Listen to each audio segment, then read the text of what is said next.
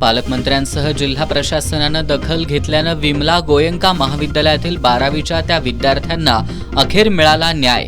प्रवेशपत्रात चुका झालेल्या विद्यार्थ्यांना उद्या मिळणार नवीन प्रवेशपत्र। शिरोळ तालुक्यातील उदगावात तरुणाचा चाकूनं वार करून खून। दोघा संशयितांना जयसिंगपूर पोलिसांनी सांगलीतून केली अटक। पूर्ववैमनस्यातून खून झाल्याची चर्चा। हद्दवाढ विरोधी कृती समितीच्या वतीनं पाचगावात हद्दवाढीला विरोध करणाऱ्या डिजिटल फलकाचं करण्यात आलं अनावरण।